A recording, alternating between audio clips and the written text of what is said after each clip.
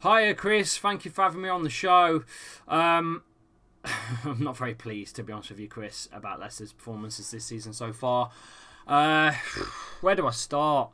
I think Brendan Rodgers has either A, lost the dressing room, or B, he's trying to get sacked for the payoff of 10.7 mil or whatever it is. Every week so far that we've lost, he's come out with some sort of excuse to a point where it's pushed me over the edge. The first week, when we bottled a win to 2-2, it was, he took KDH off, Kiernan Dewsbury Hall, in the middle. Now, we was completely dominant in that game, 2-0 up, and KDH was owning the midfield. Jamie Vardy hadn't really got any service for the whole game. And he Brendan decided to take KDH off and put Daka on up top. So we'd lost the middle, and we put a like for like of Daka for Vardy together. So we had one player with no service, now got two up top. We were 2-0 up, we didn't need to worry about it. He blamed, at the end, after it finished 2-2, he blamed, on the first game of the season, that we weren't fit.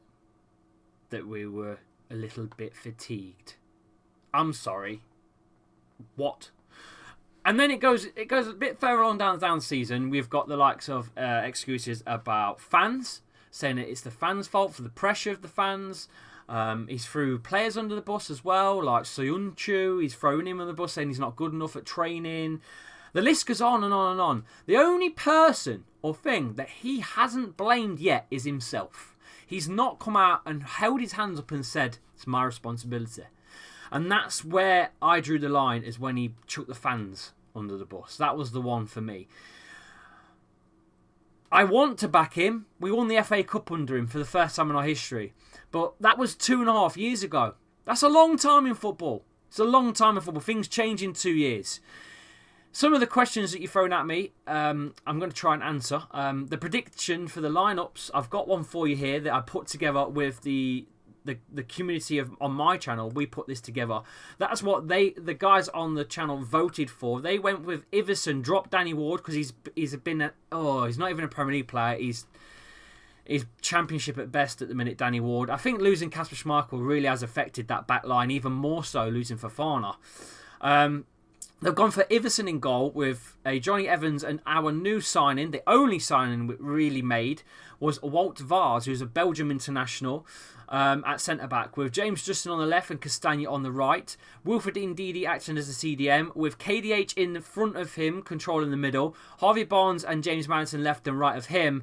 And two up top, believe it or not, the chat dropped Jamie Vardy. I don't know why. I think Vardy's just not had a chance to pair up with someone. Brendan's been playing him as a lone striker at 35 years old. I think he needs the partnership of Nacho. You know, like he used to partner with someone like Okazaki when we won the league.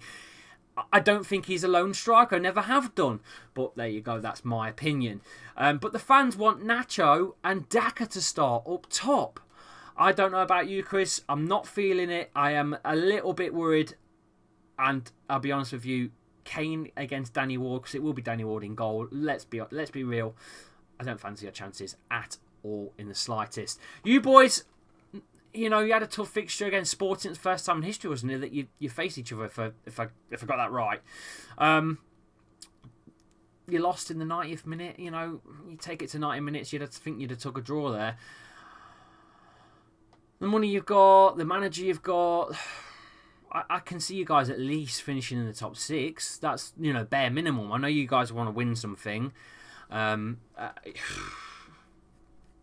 think you would finish in the top 6. That's as far as I can go. But you're definitely winning this game at the weekend, Chris. Anyway, keep up the fantastic work over there.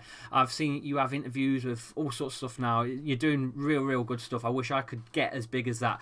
Maybe one day I will, Chris. I'll keep pushing. But thank you so much for having me on the channel. And one day we'll actually catch up. Hey, take care, Chris. Cheers.